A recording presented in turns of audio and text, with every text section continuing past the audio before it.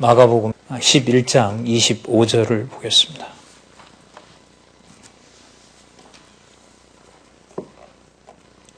마가복음 11장 25절 제가 읽겠습니다.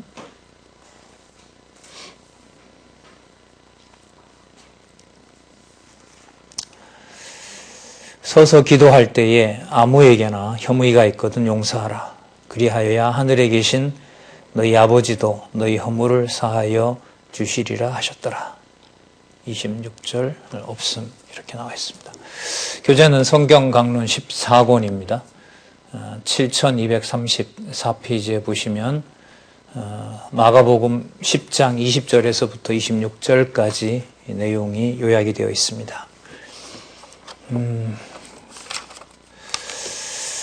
지난 시간에 25절 해석을 좀 남겨놓았습니다. 그 본문 해석에서부터 시작해서 본문의 연결성을 확인하면서 의미 중심의 주제로 나아가는 것을 이번 시간에 다시 한번 확인하도록 하겠습니다. 논란이 많은 부분이고요. 아직까지 신학계에서 정리가 되지 않은 부분입니다. 먼저 우리가 어디서부터 살펴봐야 하냐면요. 자, 칠판을 보면서 잠시 설명을 드리도록 할게요. 마가복음 신분에 의한 성취인데요. 우리가 본래의 신분에 의한 성취, 낮은 신분에 의한 성취, 높은 신분에 의한 성취가 잘 중요하죠. 10장 46절에서부터 시작을 합니다. 근데 이 부분이 지금 두 부분으로 지금 안내를 하고 있습니다.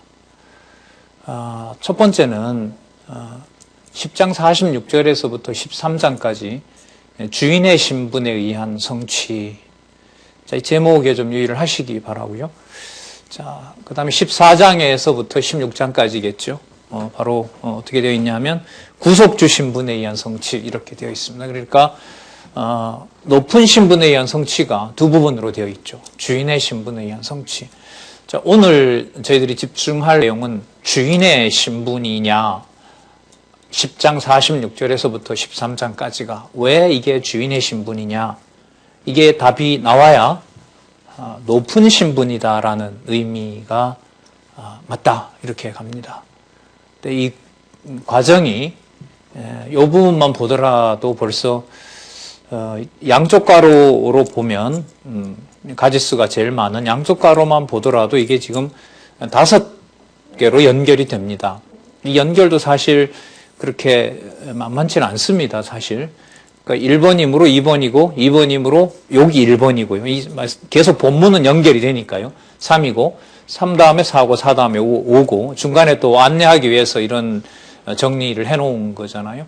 그래서 이 큰 어떤 5개의 그 단락이 그러므로 바로 마가복음 10장 46절에서부터 16장 내용 중에 10장 46절에서부터 13장까지는 바로 높은 신분이다. 따라서 마가복음을 신분으로 정리해야만 된다. 이게 이제 답이 나와야 되는 거예요.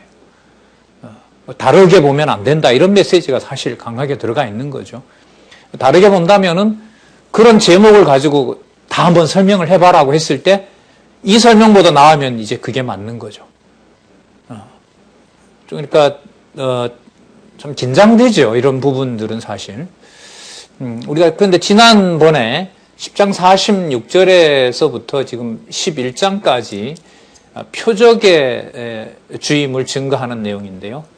자, 여기 보시면은요. 표적으로 주임을 증거하는데 먼저 주인의 표적을 보여주는 내용이 11장 19절까지 나왔어요. 이건 지난번에 설명을 드렸고요. 자, 문제는 표적의 결과로 가르치는데, 그러니까 주인임을 표적으로 가르쳐 주시고 그 표적에 대해서 보여주시고 그 표적으로 주인이심을 가르쳐 주시는 내용이에요. 그러니까 표적과 가르침, 이게 이제 마가복음의 구성이라고 그랬죠. 예수님께서 이제 표적을 보여주세요. 그 다음에 거기에 대한 해석을 매우 중요하게 보셔야 됩니다. 그래야 우리는 이 위로 올라가서 마가복음이 신분에 의한 성취다는 것을 확인할 수가 있기 때문에 그렇습니다. 지금 이 부분 하고 있습니다. 그러면 10장 46절에서부터 지금 계속 이어와야 됩니다, 이게.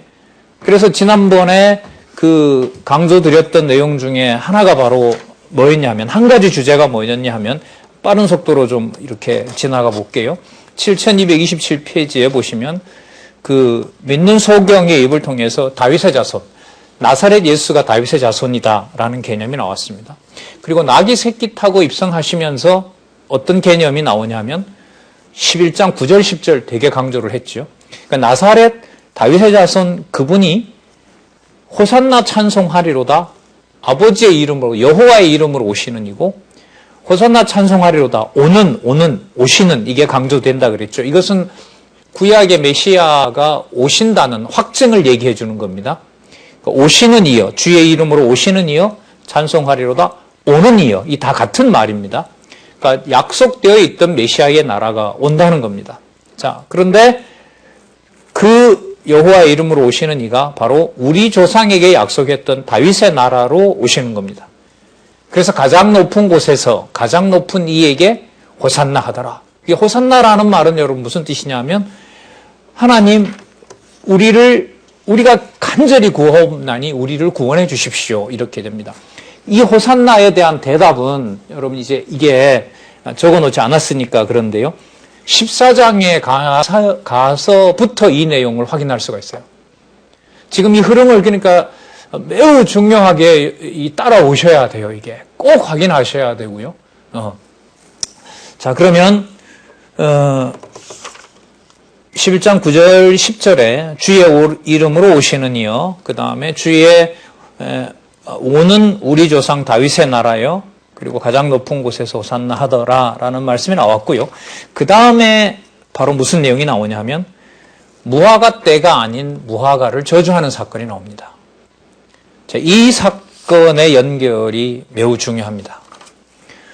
그러니까 앞부분에 얘기했던 호산나 찬양, 구원의 주로 오시는 그분과 여호와의 이름으로 오신 그분이 세울 나라, 이 내용을 무화과 사건하고 띄면 안 됩니다. 그런데 이 무화과 사건에 대한 답은 11장 12절과 14절에서 시작이 됐지만 이제 25절, 20절에 가서 이 설명이 나옵니다. 그러니까 참 긴장을 많이 해야겠죠. 그 다음에 11장 24절에서 12절부터 24절까지 무화과 때가 아닌 무화과 나무를 저주하시고 성전에 들어가셔서 뭐라고 하시냐 하면 내 집은 만민이 기도하는 집이다 라는 말씀을 하세요. 그러면 이제 이게 뭐와 연관이 되냐 하면 앞부분에 11장 9절과 10절에서 얘기했던 오는 다윗의 나라요, 이것하고 관계가 되는 겁니다. 그럼 이 나라는 하나님의 나라인 거고요. 그 하나님 나라를 이스라엘 백성들에게는, 유대인들에게는 성전에서 보여준 거죠. 그럼 그 성전을 지금 예수님께서 뭐라고 규정을 하시냐 하면 이사야 56장 7절이고요. 예레미야 7장 11절에 근거해서 내 집은 만민의 기도하는 집이다. 이 만민에도 좀 초점을 맞춰야겠죠. 유대인들만 기도하는 집이 아니라는 거예요, 이 말씀은. 이 내용에 대한 확증은 이사야에서부터 말라기까지 나타난 그림자 언약을 하나님께서 없애버리시고 폐하시고 실체적인 3대 언약을 이루신다는 것으로 우리는 선지서에서 두 부분으로 봤던 겁니다. 때리시고 싸매시고, 그러니까 그림자를 때리는 거죠. 실제로 싸매주시고, 그림자를 뽑아버리고 그 다음에 실체를 심으신 거고요. 그림자는 다 흩어버리고 실체인 이방을 포함해서 모아들이시는 거고요. 그리고 그림자는 멸해버리고 실체를 세워주시는 거고요. 소선지서는 한마디로 실체는 다 패망시키고, 그림자는 다 패망시키고 실체는 모아주시겠다는, 회복시켜 주시겠다는 내용에 근거해서 보면 예수님의 이 말씀은 내 집은 만민의 기도하는 집이다 라고 하는 것도 무관하지가 않습니다. 그럼 앞부분에 나타났던 무화과 사건을 어떻게 설명했었냐면 예수님이 배가 고픈데 나무가 열매를 주지 않았기 때문에 화가 나서 그랬다는 것이 아니라 아버지께서 정해놓은, 그러니까 아버지의 이름으로 오셔서 하는 행동과 연관을 시켜야 돼요. 그러니까 홧김에 하신 것으로 보면 완전히 왜곡이 되어버립니다. 그러니까 긴장을 하셔야 되는 부분이죠, 이 부분이. 그래서 아버지의 이름으로 오는 다윗의 나라의 고난을 가지고 계시다는 사실을 무화과나무를 아버지께서 정하신 대로 저주해버린 겁니다. 그러니까 성전에 가셔서 성전을 어떻게 말할 수가 있어요? 내 집은 만민이 기도하는 집이다라는 선포를 하실 수가 있는 겁니다. 이게 19장까지였고요. 자, 그 다음에 이제 가르쳐 주시기 시작하는 내용이 11장 20절에서부터 33절이죠. 자, 여기 표적이 이제 결과로 가르치는 내용을 우리가 24절까지 살펴봤었고요. 자, 넘겨보시면 제가 11장 22절을 강조했었죠. 무화과나무가 마른 것을 보시고 하나님을 믿으라라고 얘기를 하시는 겁니다. 이 말씀은 마가복음의 주제와 직결되는 겁니다. 마가복음에 나타난 신부는 아버지의 아들의 신분인 겁니다. 그러니까 마가복음이 끝나가면서 무엇이 부각이 돼야 되냐 하면 예수님이 메시아이신데, 왜냐하면 그분이 누구의 아들이다? 하나님의 아들이라는 신분이 반드시 강조가 돼야 됩니다. 그러시면 사실은 말씀이 23절에 보면 마음에 의심하지 않으면 그대로 되리라라고 얘기를 하시고요. 그 다음에 25절에 가시면 24절에 보면 기도하고 구하는 것은 받은 줄로 믿으라. 그래서 그것은 너희에게 그대로 되리라. 자, 기도 얘기가 나옵니다. 그럼 앞부분에 무슨 내용이 나왔냐면 만민이 기도하는 집인데 그 만민이 기도하는 것을 하나님께서 어떻게 하신다? 들어주신다는 거예요. 지금 계속 이렇게 연결이 돼요. 그러면 들어주신다고 하는 내용을 25절에 와서 보면은 어떤 말씀으로 되어 있냐 하면, 이 어려움은 제가 말씀을 드렸었죠. 이 저자인 우리 원로께서 번역해 놓으신 이런 번역은 제가 못 찾았어요, 사실. 다시 한번 제가 확인을 했는데 이 본문에 나타나 있는 대로 서서 기도할 때 이런 맥락에서 얘기를 합니다. 그러니까 여기 핵심은 바로 뭐냐면 용서라는 개념인 거예요. 그러니까 뭐와 뭐가 연관이 되어 있죠? 기도와 용서가 연관이 되어 있는 겁니다. 기도와 용서와 연관이 되어 있어요. 그런데 참 이게 묘해지는데요. 이 2736페이지에 가면 이 저자의 설명을 따라가게 되면 예수님이 잡히게 되는 것을 그대로 허용하라라는 말씀으로 번역을 하고 있습니다. 근데 이게 의미로 보면 결과적으로는 뭐와 관계가 되느냐? 예수님 자기 자신이 제자들이 배신하고 잡혀가게 된단 말이죠. 잡혀가지만 그리고 그 잡혀가서 죽게 되고 그 다음에 부활하셨을 때 제자들을 만나서 제자들을 사실 버리지 않습니다.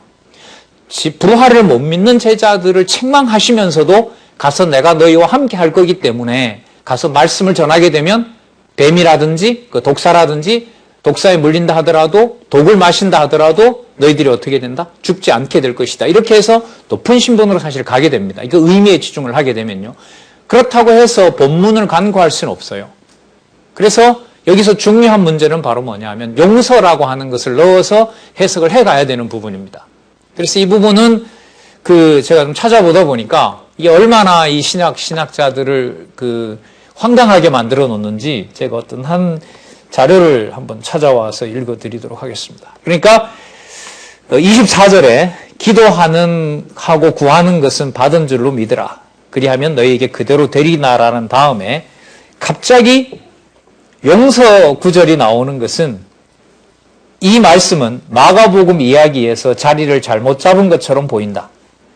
이 말씀의 내용은 믿음이나 기도가 아니라 주로 용서 내용을 담고 있다. 그래서 이 본문은 여기에 들어갈 자리가 아니고 마가도 다른 부분을 보고 쓰다가 보니까 계속 주어가 마가에 초점을 맞추는 거죠. 마가도 큰 생각 없이 다른 부분에서 그렇게 얘기하기 때문에 썼다. 이게 이제 나타나 있는 현재의 학설들입니다. 별 의미가 없는 거죠. 이렇게 되면 우리는 반드시 이 자리에 이게 있어야 된다라는 겁니다. 그래서 지금 상당수의 번역들이 용서라는 데 초점을 맞추어서 번역을 하고 있기 때문에 참 이 저자한테도 이 말씀을 제가 드렸기 때문에 지금 사실 살펴보고 계시고요. 고민 중에 계신 걸로 알고 있습니다. 저는 다만 그 다음에 나오는 연결성과 연관해서 이 말씀을 좀 이 번역이 만약에 통상하고 있는 번역이 맞다라고 하면 그 번역과 연관해서 한번 연결을 먼저 지어보도록 그렇게 하겠습니다. 그러니까 용서 얘기가 나온단 말이죠. 그런데 용서 얘기가 나오는데 그 다음 본문을 보시면 자 갑자기 무슨 얘기가 나오냐면 예수님께서 성전에서 이제 그 성전에 대해서 만민이 기도하는 집이다라고 얘기를 하고요. 또 오고 가는 사람들에 대해서 예수님께서 책망하면서 강도의 구려를 만들지 말라라고 얘기를 한단 말이에요. 그러니까 이 대제사장들과 서기관들과 장로들이 뭐라고 하냐면 28절에 가로되 무슨 권세로 이런 일을 하느뇨? 누가 이런 일을 할 권세를 주었느뇨? 라고 이렇게 얘기를 묻습니다. 그러니까 무슨 얘기가 나와요? 앞부분에 용서로 끝난 얘기가 예수님에게 뭘 물어요? 무슨 권세가 있느냐? 그러니까 이 핵심 개념들을 이어가야 되는 거예요. 우리 조금 전에 우리 원로 강의를 들으셨지만은 잠언 서론에 나와 있는 그 개념의 연결성은요, 개념의 연결을 잡는 데 매우 중요한 부분입니다. 제가 화요일 날 잠언 강의도 지금 하고 있지만은요, 저한테는 그 잠언에 나타난 개념들 한 10대 개의 연결성이, 성경 본문을 봐나가는데 사건에 빠지지 말고 개념들의 연결을 의미로 붙여나가야 된다. 그래야 성경의 이 연결성이 확보된다. 그 아주 중요한 힌트를 받았거든요. 그럼 조금 전에 했던 대로 한번 그대로 해볼게요. 아까 용서로 끝났습니다. 그런데 지금 권세 얘기가 나오고요. 예수님이 여기서 어떤 얘기를 드시냐면, 그럼 나한테 누가 그런 권세를 줬냐라고 묻는데, 그럼 나도 하나 묻겠다. 너희들이 대답하면 내가 대답하겠다. 그런데 30절에 보시면 무슨 얘기가 나오냐면, 요한의 세례가 하늘로서냐 사람에게서로냐 내게 대답하라, 이렇게 나옵니다. 그럼 요한의 죽음도 아니고요, 요한의 어떤 아주 순교하잖아요. 사실 비참하게 순교를 하는데 어떤 그 사건이 아니라 어디에다 초점을 맞춰요? 요한의 세례에다가 초점을 맞춰요. 그럼 요한의 세례라고 하는 것은 바로 뭐냐면, 회개하라 천국이 가까웠느니라고 하면서, 회개라는 말이 신학적으로 말을 하면 우리가 선지서를 놓고 생각을 하면 이런 거예요. 실체를 다 전복시키고, 그림자가 이제는 다 끝났고, 누가 온다? 실체가 온다는 뜻이에요. 그래서 회개하라 천국이 가까웠다라는 말은 실체적인 하나님의 나라가 이 땅에 온다. 그리고 그 준비를 말라기에 보면 나로 하여금 하나님께서 미리 엘리야를 보내서 시킨다고 했는데 내가 그 엘리야의 이름으로 왔다. 그리고 그 천국의 길을 내가 평탄하게 준비하기 위해서 내가 왔다고 얘기하면서 뭘 얘기하냐면, 요단강에서 신분을 가리지 않고 뭘 줘요? 세례를 주는 거죠. 세례를 주는 거예요. 그 세례라고 하는 것은 이런 면에서 보면 뭐냐면, 과거에 있었던 유대인들의 그림자로부터 뭐 하는 겁니까? 실체로 돌아오는 거죠. 그리고 죄사함을 받게 하는 뭐예요? 회개가 여기서 일어나게 되는 겁니다. 그럼 이게 뭐하고 연관이 되죠? 앞부분에 나타나 있는 용서와 연관이 되는 거예요. 용서와 연관이 돼요. 자, 그러면 세례 무슨 권세로 그랬느냐라고 하는 것은 앞부분에 나타난 뭐하고 관련이 된다는 거죠? 죄 용서를 해주는 것과 관계가 돼요. 그러니까 하늘에 있는 아버지의 뜻을, 무화과나무를 아버지께서 정해놓은 대로 저주하는 것하고요, 하늘에 하나님께서 주신 호산나라고 아까 그랬잖아요. 호산나라는 뜻이 뭐라 그럽니까? 구원해달라는 거잖아요. 구원해달라는 말은 간단하게 말하면 죄에서부터 구원하는 겁니다. 죄에서부터 구원하는 문제를 하나님께 기도하면 그대로 주신다고 했어요. 그런데 뭐라고 예수님 여기서 하나 붙여놓았냐면, 너희들끼리 그래서 용서해야 된다는 것을 얘기하시는 거예요. 그래서 아무리 하나님께 기도한다 하더라도 형제에게 허물이 있는 자일 경우에는 하나님이 주시지 않기 때문에 그 형제의 허물에 대해서 반드시 대속함을 받아야 된다는 거예요. 속죄함을 받아야 된다는 거예요. 그럼 그 형제들의 대속함을 누구의 세례를 통해서 이미 보여줬느냐? 세례 요한을 통해서 보여줬다는 거예요. 그럼 계속해서 연결해 가는 거죠. 자, 그럼 이렇게 한번 보시면서, 물론 전개는 그렇게 됩니다. 자, 이 질문을 하니까 대제사장들과 서기관과 장로들은 하늘로서 온 권세다라고 얘기를 하면, 왜 그러면 세례 요한을 죽였느냐, 너희들 헤롯과 함께. 그래서 질타를 당할 것이고, 그리고 그거 사람이 만든 거다라고 하면 모든 사람들이 세례 요한을 선지자로 알고 있기 때문에 그 대답도 못하는 거예요. 그러니까 벙어리로 만들어 놓은 거죠. 그랬더니 예수님이 뭐라고 그러세요? 그럼 나도 대답하지 않겠다라고 얘기를 하시는 겁니다. 자, 여기서 12장으로 이제 넘어갑니다. 자, 12장에서부터 13장에 가면 표적을 결과로 가르치시면서 주로 무엇으로 얘기하세요? 말씀으로 얘기하세요. 그러니까 이 표적, 아까 12장 25절에 나왔던 이 표적 사건이 매우 중요하죠. 표적을 보여주시고 그 다음에 어디로 넘어가는 말씀으로, 여기 보세요. 순환의 신분과 무슨 신분? 영광의 신분. 그러니까 이걸 붙이게 되면 어떤 일이 벌어지는 거예요? 순환이 따로 있고 영광이 따로 있는 것이 아니라 순환받는 신분이 임으로 이렇게 돼요. 이게 이제 사람의 논리가 아닌 거예요. 순환과 영광은 다른 거예요, 세상은. 순환받거나 영광받거나. 그런데 그게 아닙니다. 받는 신분이므로, 하나님 앞에서 순환받는 신분이므로 그분이 무슨 신분이 돼요? 영광의 신분이 되세요. 영광의 신분이 되는데 그때만 그런 것이 아니라 언제까지요? 지금까지, 앞으로 미래까지라고 됩니다. 그러면 무슨 분이 맞아요? 주인이 맞죠. 언제까지? 앞으로 영원히 이렇게 되는 겁니다. 지금도 아직 안 오셨으니까요. 2000년 전에 얘기하셨던 그대로 그분이 바로 무슨 신분이 된다? 주인의 신분이 된다는 거예요.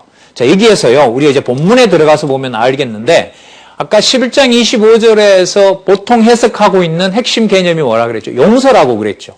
그럼 이때 이 용서는 하나님 사랑하고 하나님 사랑으로 끝나는 것이 아니라 누구를 사랑하는 것하고 관계가 되죠. 형제를 사랑하는 것하고 관계되죠. 그러면 형제를 사랑하는 것과 관련해서 여러분 14장에서부터 16장까지 제목을 한번 보시면, 이제 13장까지 갔다고 한번 보시고요. 14장에서부터 16장까지 제목을 보시면 무슨 신분이 됩니까? 구속주 신분이 되시는 겁니다. 그래서 오늘 지난 시간부터 말씀드리는 이 본문에 대한 연결성에서 마태복음부터 지금까지 오는 동안 제가 볼 때 가장 어려운 부분 같아요. 여기서의 어떤 그 인간적인 어떤 개념으로 시도하면, 아까 그 학자의 얘기대로, 대단히 유명한 학자거든요. 한국과 지금 세계적으로 그 복음주의에서 성경을 하나님 말씀으로 지켜내는데 가장 중요한 사람 중에 한 사람이에요, 신약학자가. 그럼 우리가 볼 때는 비판의 여지가 많는 거죠. 자, 결국 해명을 못했으니까요. 그 내용 거기 들어간 것은 별 의미가 없다. 그 연결이 끊어진다. 이렇게 보고 있으니까요. 그러나 아닙니다. 용서 개념은 요한의 세례와 연관이 된다. 요한의 세례와 연관이 된다. 그 다음에 12장 1절에서부터 17절로 가셔서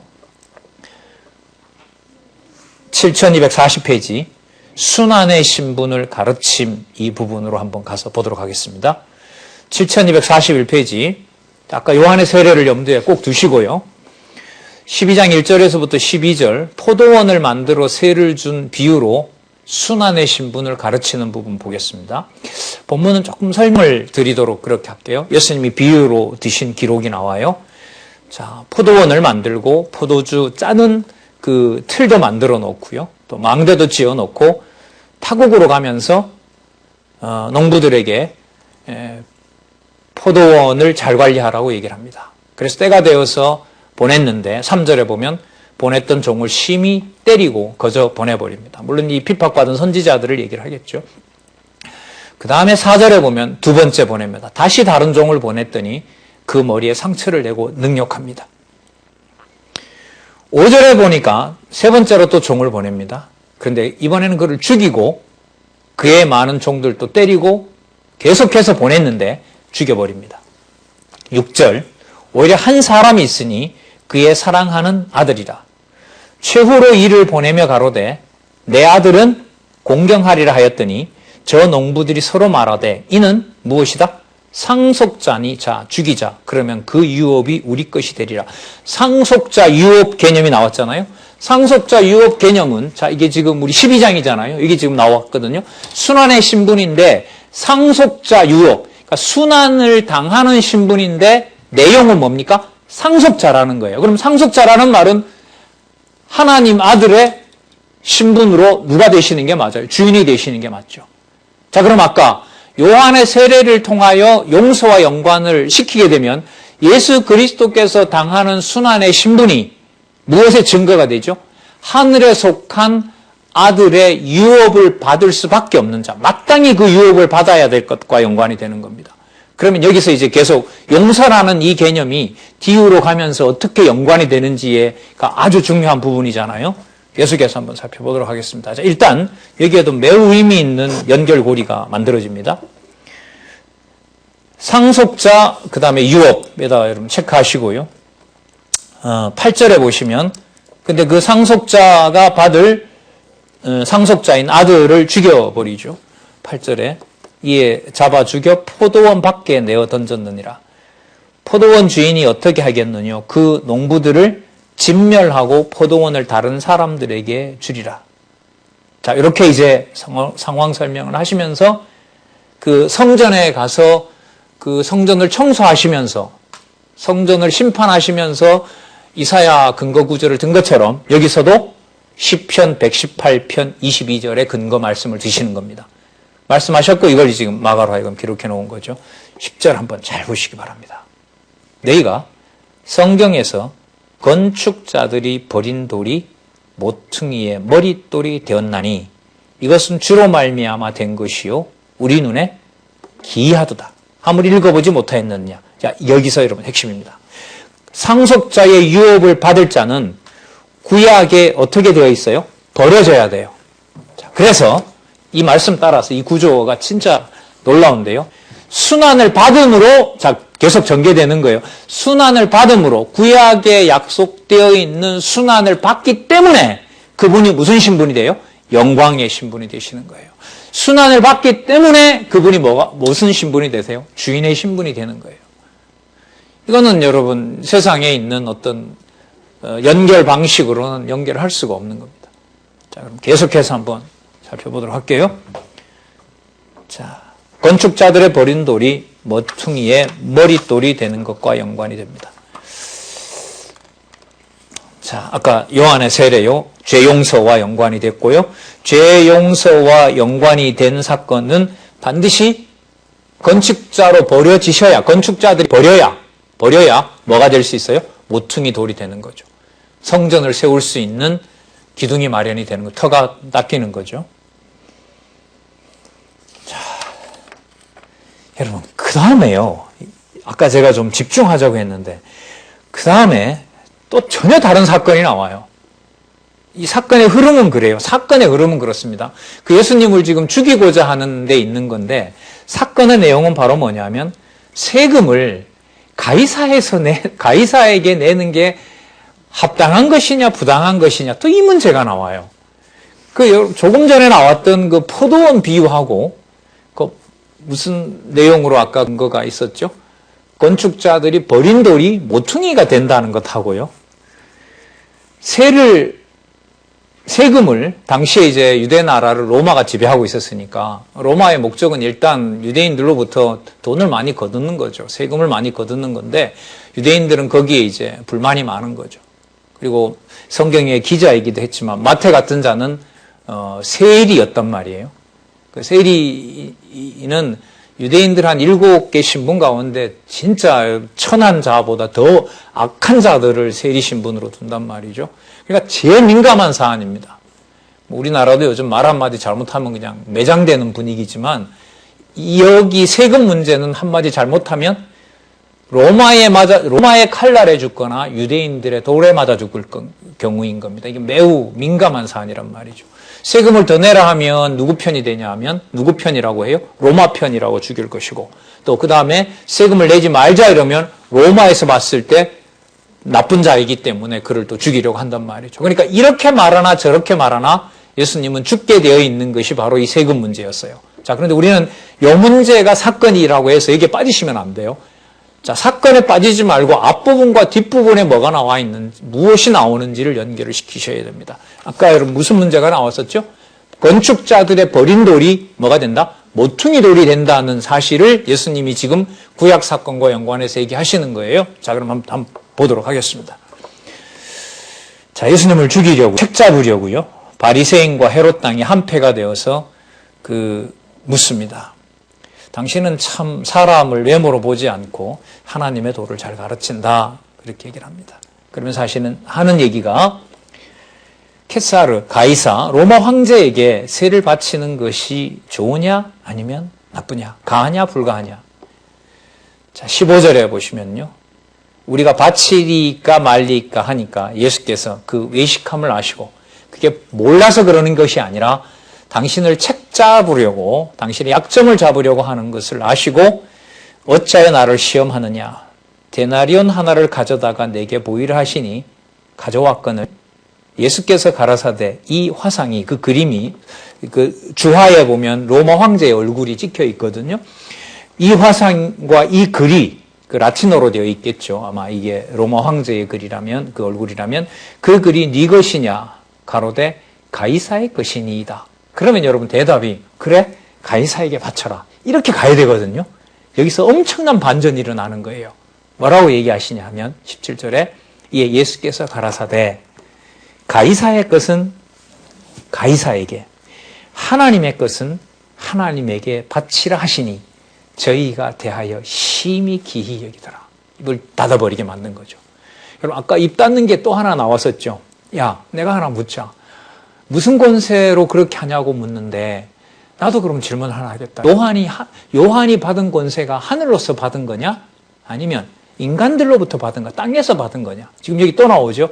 가이사의 것은 가이사에게 돌리고 하나님의 것은 하나님에게 돌리라. 이 말은 바치라는 말도 아니고 바치지 말라는 말도 아닌 거예요. 그러니까 뭘 닫을 수밖에 없어요? 입을 닫을 수밖에 없는 거죠. 자, 그런데 우리는 이렇게 빠져나가면 여기서 빠지면 안 되고요. 앞부분에 나타났던 무슨 사건하고 연관이 돼야 돼요? 건축자들의 버린 돌이 뭐가 된다? 모퉁이 돌이 된다는 거예요. 여러분 마태복음에서 가이사의 이 세금 문제는요, 예수님의 왕직과 관련됩니다. 분명한 사실은 왕직과 관련해서 제가 설명도 드렸고요. 교재도 그렇게 되어 있습니다. 자, 이 문제는 앞부분에 나타난 뭐하고 연관이 돼야 된다고요? 건축자들의 버린 돌이 모퉁이 돌이 되고 위로 올라가게 되면 무슨 신분과 연관이 돼야 된다? 주인의 신분과 연관이 돼야 돼요. 근데 조금 전에 그 시편에 나타난 본문 예에서는 기한 거죠. 뭐한 것이 뭐가 돼요? 버렸는데 그게 모퉁이 돌이 되는 거예요. 자, 그럼 여기서도 한번 생각해 볼까요? 예수님께서 나중에 누구 손에 죽으시죠? 빌라도에 의해서 로마 황제가 파견한 빌라도에게 넘겨져서 예수님께서 죽으십니다. 그러니까 이것은 이방인의 손에 의해서 예수님이 죽으실 것에 대해서 반드시 성취돼야 될 내용입니다. 그러니까 유대인의 손에 죽으시면 안 돼요.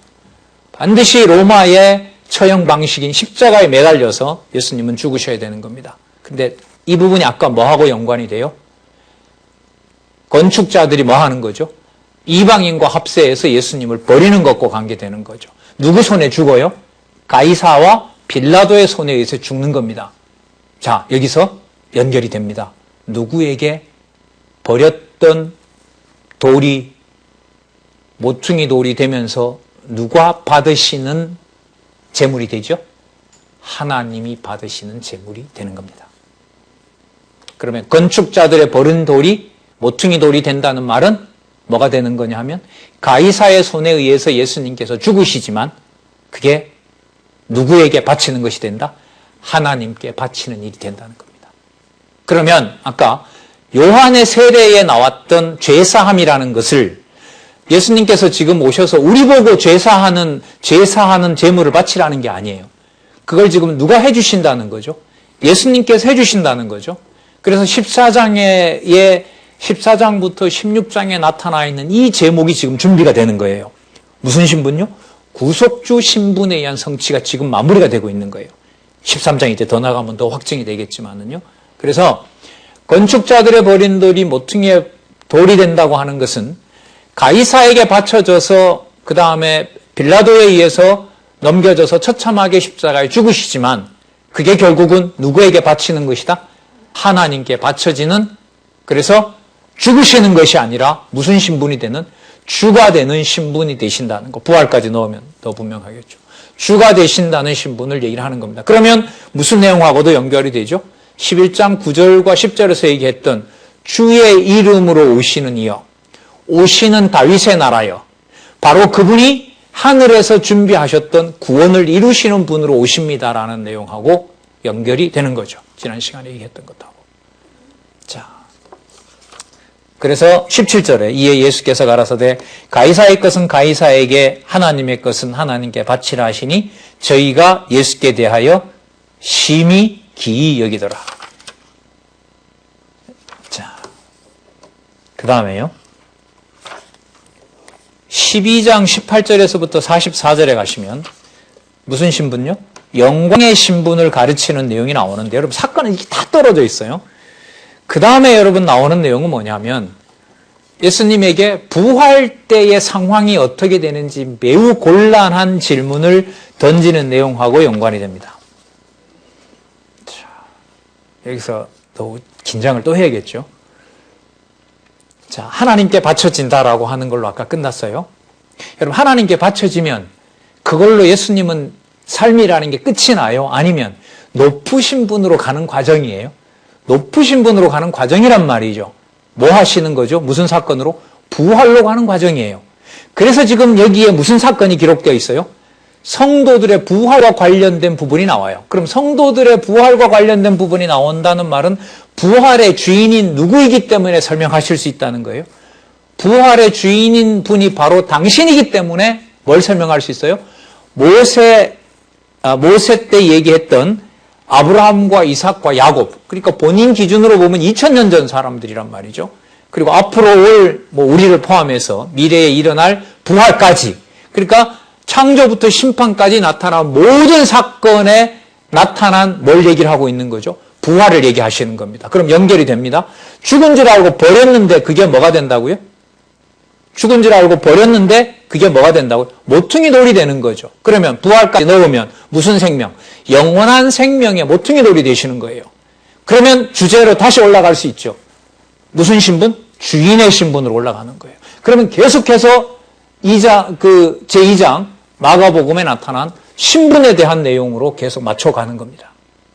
그래서 마가복음은 마태복음 다음, 직임 다음에 나오는 뭐이다? 신분에 의한 성취 내용이 맞다. 이게 이제 제가 확인한 내용입니다. 자, 이 내용들은 여러분들 아시니까요. 7 형제가 다 이제 죽었습니다. 그러면 자식 없이 다 죽었어요. 자, 그랬더니 24절에 보면, 23절에 보면 7사람이 다 그를 아내로 취하였으니 부활을 당하여 저희가 살아날 때에 그 중에 누구 아내가 되겠습니까? 라고 묻습니다. 24절에 예수께서 가라사대 너희가 성경도 하나님의 능력도 알지 못함으로 오해함이 아니냐. 자, 뭐도 모르고 뭐도 모른다? 성경도 모르고 하나님의 능력도 모른다. 그래서 성경을 모르니까 하나님의 능력도 모르는 거죠. 자, 그럼 여기서 또 나왔어요, 개념이. 구약에 근거한 내용, 모퉁이 돌이 된다는 내용하고요. 아까 건축자들이 버린 돌이 모퉁이 돌이 된다는 것하고요. 그리고 또 조금 전에 나왔던 대로 가이사의 것은 가이사에게로, 하나님의 것은 하나님에게 바친다라는 얘기가 나왔고요. 지금 25절에 보시면은 성경 24절에 성경도 모르고 하나님의 능력도 몰라서 그렇다. 그러면 다르게 말하면 성경에서 말하고자 하는 것과 하나님의 능력이 무엇인지를 알려주겠다. 그럼 누구 신분으로 또 가요? 예수님이 지금 누구 강조하고 있어요? 하나님의 아들임을 강조하고 있는 거죠. 그래서 아까 또 말씀드렸지만 11장 9절과 10절에 나와 있는 온 그 유대인들이 예수님에 대한 호칭, 호산나 다윗의 이름으로 오시는 이여, 가장 높은 곳에서 가장 높으신 이에게 호산나 하더라. 그게 여러분 중요한 연결고리라고 말씀을 드렸죠. 25절, 사람이 죽은 자 가운데서 살아날 때에는 장가도 아니 가고 시집도 아니 가고 하늘에 있는 천사들과 같으니라. 성을 초월하는 거죠. 여자다 남자다라고 하는 것도 다 초월해버리는 겁니다. 우리 상상이 잘 안 되죠. 이게 무슨 요즘 말하는 어떤 그런 성전환 이런 개념도 아니란 말이죠. 그래서 그 상황이 엄청 이게 뭐라고 그럽니까? 다른 차원으로 넘어가는 거죠. 그러니까 예수님께서 가이사에게 바쳐져서 죽는 상황이 지금 그 다음에 나오는 뭐하고 연관이 돼요? 그게 부활의 주인 되는 사건하고 연관이 되는 거예요. 자, 부활의 주인 되는 것과 관련해서 지금 하나님의 능력을 얘기를 하시고요. 예수님이 여기서 또 근거를 드세요. 어떻게 근거를 드냐면 26절 죽은 자의 살아난다는 것을 논의해 볼 때에 너희가 모세의 책 중에 가시나무 떨기에 관한 글에 하나님께서 모세에게 이르시되 나는 아브라함의 하나님이요 이삭의 하나님이요 야곱의 하나님이로라 하신 말씀을 읽어보지 못하였느냐. 우리는 여러분 이 개념을 주로 어떤 맥락에서만 구약에서 살펴왔었죠? 약속대로 이루시는 여호와 하나님. 물론 그렇습니다. 구약에서는. 예수님이 이걸 지금 뭐하고 연관시켜요? 부활과 연관시키는 거예요. 예수님 기준으로 보면 2000년 전에 죽은 게 아니라는 거예요. 예수님은. 왜냐하면 당신이 죽었지만 뭐 할 거예요? 살아나실 거잖아요. 그러면 당신이 부활의 주라면 2000년 전에 죽었건 1000년 전에 죽었건 어제 죽었건 간에 상관이 없는 거죠. 왜요? 당신이 뭐이기 때문에? 부활의 주인이시기 때문에. 부활의 주인이시기 때문에. 그러면 여러분 모퉁이 돌이 된다는 사실, 죽어서 버려지지만 그게 모퉁이 돌이 된다는 사건을 부활과 연관시키게 되면 엄청 높은 신분으로 가는 과정이 되는 거예요. 예수님이 뭐 하시는 것이? 버려지는 것이. 그래서 이 제목이 낮은 신분으로 간다. 십자가 사건이 나오니까 그게 아니라 무슨 제목이 맞아요? 높은 신분이 맞는 거예요. 저는 진짜 마태복음은 4가지로 되어 있죠, 크게. 지금 마가복음은 이게 3가지로 단락이 나와 있는데, 그 단락 3가지에 나타난 이 논리적 연결성은 진짜 충격적입니다, 이건. 그래서 제가 아까 일부러 도대체 이 현대 보수주의 신학자들은 마가복음을 어떻게 보느냐라고 제가 일부러 찾아온 겁니다. 해결 못했습니다. 왜 이게 이 자리에 들어가 있는지. 11장 25절에서 답보 상태에 빠진 거죠. 더 이상 진도가 안 나가는 겁니다. 우리는 지금 그걸 이 교재를 통해서 해명을 해가고 있고요. 여러분, 이런 단서들은요, 지난번에도 말씀드렸는데 길게 안 나옵니다. 그러니까 성경 강론집을 문제의식을 가지고 꼼꼼하게 읽을 수밖에 없는 이유가 바로 여기에 나와요. 저도 여러 시도를 해보죠. 이런 저쪽 저런 저쪽 찾아보지만 별 그렇게 효과가 없습니다. 의문만 던져놓는데 이런 건 좋더라고요. 의문을 많이 던져놓으면 성경으로 들어가서 이 부분 해결하면 되겠구나. 이 부분을 강론집에서 어떻게 연결시키고 있지? 그 부분만 찾아가는 데 도움은 됩니다. 질문을 던져주니까. 이것도 문제고 이것도 문제다 이렇게 얘기를 하니까. 자, 26절 한번 읽어봐야죠. 조금 전에 아까 읽었었고요. 가시나무 떨기에 관한 글에 하나님께서 모세에게 이르시되 나는 아브라함의 하나님이요 이삭의 하나님이요 야곱의 하나님이라 하신 말씀을 읽어보지 못하였느냐. 27절 예수님의 기가 막힌 해석이죠. 하나님은 또 하나님이에요. 강조가 하나님은 죽은 자의 하나님이 아니라 산 자의 하나님이라. 너희가 크게 오해하였도다. 부활을 그렇게 설명할 수가 없다. 그것은 하나님의 능력에 대한 너희들의 이해 부족에서 온 것이다. 그러면 아브라함과 이삭과 야곱 그리고 장차 죽을 사람들 그리고 그 다음에 세상에 올 사람들 장차 모두 하나님의 백성으로서 뭐 하게 된다? 부활하게 된다는 사실을 여기서 살펴보는 겁니다. 그러면 점점 뭐가 강조되죠? 죽으시러 가는 것이 아니라 점점 무슨 신분으로 올라가고 있다? 높은 신분으로 올라가고 있다. 주신 신분으로 가고 있다. 이렇게 보시면은요, 저는 참 큰 게 뚫렸는데요. 그 기독교 역사를 볼 때마다 참 두려울 때가 많아요. 왜냐하면 그 진리를 추구하던 사람들이 그 이단으로 몰려서 수백, 수천 막 이렇게 죽어가거든요. 그리고 세상 권력에 막 속절없이 그냥 막 죽어가고요. 우리도 복음 들어온 지 한 150년 차가고 있습니다만은 대원군 시대 때도 그렇고요. 일제강점기도 그렇고요. 6.25 전쟁 때는 더 말할 나위 없고요. 그 다음에 여러 어떤 국가적인 변이 있을 때마다 또 기독교인들에 대한 어떤 오해와 질시나 이런 게 많았단 말이죠. 이 과정을 참 설명해 간다는 게 참 힘들더라고요. 근데 이게 여러분 어떤 단편적인 몇 구절에서 위로를 받을 수가 없는 거예요. 마가복음 전체를 통해서 그 역사를 조명하지 않으면 절대로 그 역사는 해명될 수가 없습니다. 예. 자, 그런 어떤 그 개인 역사도 마찬가지겠죠. 그 전체 역사가 보인다면 그 전체 한국의 교회사가 보이는데 내 개인 역사가 왜 안 보이겠습니까? 그렇게 되면 저게 단지 버려진 게 아니었구나. 저걸 그냥 이유 없이 하나님이 낮춰놓은 게 아니구나. 이런 어떤 깨달음을 충분히 가질 수가 있겠죠. 그래, 한 5분여 남았는데요. 그 다음 사건은 일단은 하는 데까지 일단 해보도록 그렇게 하겠습니다. 자, 아브라함과 이삭과 야곱에 대한 평가가 그들을 무슨 자로 취급하지 않는다? 죽은 자로 취급하지 않고 어디에다 초점을 맞춰서 설명을 한다고요? 부활에 초점을 맞춰서 설명하는 겁니다. 그러니까 그들이 여호와 하나님을 언약하시고 이루시는 분으로 장차 메시아가 올 그 조상들로 소개를 하고 그들이 장차 부활하여 천국에 속하게 될 것을 설명을 해주신단 말이죠. 지금 계속 여러분 사건들은 끊어져요. 또 한번 가볼까요? 12장 28절에서부터 34절은요.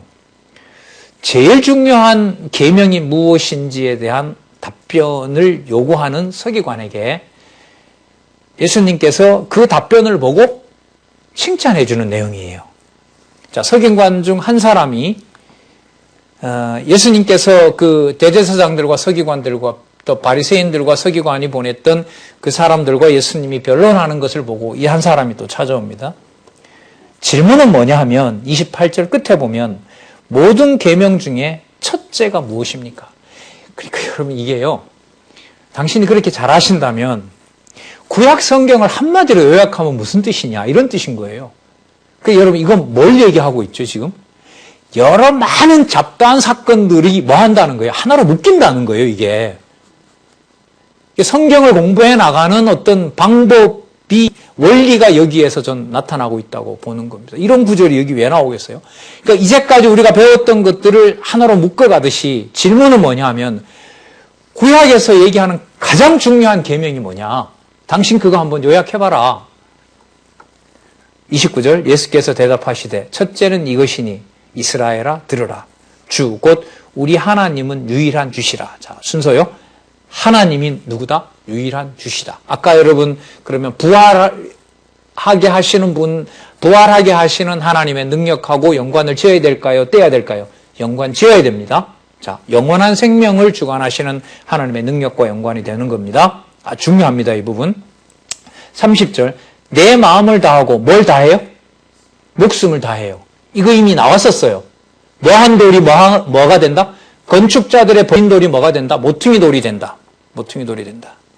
가이사에게 바쳐지는 거지만 그게 누구에게로 가는 것이다? 하나님에게로 가는 것이다. 지금 이 증거들이 나왔던 겁니다. 이 말씀 속에 보면 마음을 다하고 목숨을 다하고 뜻을 다하고 힘을 다하여 주 너희 하나님을 뭐하라? 사랑하라. 이걸 여러분 예수님께서만 하실 수 있는 거죠. 그러면 여러분 아까 아브라함과 이삭과 야곱을 산자로 취급하고 그들에게 부활의 생명을 주시려면 하나님의 아들로서 당신이 누구를 사랑하는 분이어야 돼요? 아버지만 사랑하는 분이어야 돼요. 그럼 여기서 끝나는 게 아닙니다. 자, 아브라함과 이삭과 야곱뿐만 아니라 아까 만민이 기도하는 집이라고 했으니까 이방인들도 하나님의 부활에 참여하는 백성이 되려면 하나님만 사랑하는 것으로 끝나는 것이 아니라 하나님 사랑은 반드시 뭐와 연관이 돼야 돼요? 이웃 사랑과 연관이 되어야만 되는 겁니다. 그래서 몇 장이 준비가 되느냐? 14장부터가 준비가 돼요. 무슨 신분? 구속주 신분이 또한 준비가 되는 겁니다. 죽는 사건이. 조금만 더 볼까요? 31절 둘째는 이것이니 내 이웃을 내 몸과 같이 사랑하라 하신 것이라. 이에 더 큰 계명이 없느니라. 예수님 먼저 대답하셨고요. 32절에 서기관이 가로되 선생님이여 옳소이다. 자, 또 한 번 강조합니다. 하나님은 한 분이시오. 이 말은 유대인이 믿는 신이 따로 있는 것이 아니고 예수님이 소개하는 신이 따로 있는 게 아니라는 거예요. 예수님이 말씀하시는 아브라함과 이삭과 야곱에게 부활의 생명을 허락하는 바로 산자의 그 하나님이 진짜 하나님이라는 거죠. 어떻게 될 때요? 그 하나님을 사랑하고 형제를 사랑하게 될 때. 자, 하나님은 한 분이시요 그 외에 다른 이가 없다 하신 말씀이 참이니이다. 33절. 또 마음을 다하고 지혜를 다하고 힘을 다하여 하나님을 사랑하는 것과 또 이웃을 제 몸과 같이 사랑하는 것이 전체로 드리는 모든 번제물과 기타 제물보다 나으니라. 여기 나왔네요. 모든 제물보다 뛰어난 것은 하나님을 사랑하고 누구를 사랑하는 거여야 돼요? 이웃을 내 몸과 같이 사랑하는 거예요. 이거 누구 얘기죠? 예수님 당신 얘기죠. 그러면 부활의 생명을 보장해 줄 수 있고 부활의 생명을 주관하는 분의 요건은 바로 뭐냐 하면 하나님만 사랑하고 더불어 누구를? 형제를 사랑하는. 그럼 여러분 이 사건이 어디서부터 왔어요 벌써? 성전을 무엇으로 소개하고 있어요? 만민이 기도하는 집으로 지금 소개하고 있는 거예요. 그러니까 오래전에 죽었던 자나 유대인 밖에 있는 이방인이나 그들을 사랑할 수 있는 자만이 하나님께 속한 무슨 신분이 돼요? 주인의 신분이 되신다는 거예요. 34절 결론이 아주 의미 있게 들어옵니다. 예수께서 그 지혜 있게 대답함을 보시고 이르시되 내가 어디에? 하나님 나라에 멀지 않도다 하시니 그 후에 감히 묻는 자가 없더라. 지금 과정은요 예수님이 전부 입 닫게 만드는 거예요. 입을 닫아 놓는다는 말은 당신이 어떤 신분이다? 주인인 신분이다. 주인인 신분이다. 이것을 강조하는 부분이 되겠죠. 그러면 우리 시간이 됐는데요. 숙제가 아니라 그 다음에 여러분 반드시 읽어보실 것 같은데 확인해 보시려고 할 텐데 그 다음에 다윗이 얘기했던 이 글과 위선을 경고하는 내용이 왜 나오는지를 지금 말씀드린 맥락에 따라서 한번 같이 고민해 보시기 바랍니다. 자, 오늘 여기서 마치도록 하겠습니다. 기도하겠습니다. 하나님 아버지 감사합니다. 많은 신학자들이 성경 본문을 이해되지 않는다고 마음 함부로 얘기를 합니다. 그리고 문서서를 인용하고 또 고대문헌이라는 것을 들어 우리와 지적인 능력이 떨어지는 자들이 기록한 진짜 성경을 하나님 말씀이 아닌 것으로 폄하하는 시대에 살고 있습니다. 그러나 하나님 저희들에게 주신 이 놀라운 성경 신학을 통하여 성경이 하나님의 말씀임을 확증해 할 수 있는 시간을 주신 것 하나님 다시 한번 감사드립니다. 더더욱 진리 사랑하며 우리에게 맡겨준 귀한 사명들 잘 감당하는 주의 귀한 동력자 지체들 될 수 있도록 돌보아 주시옵소서. 예수님의 이름으로 기도드렸습니다. 아멘.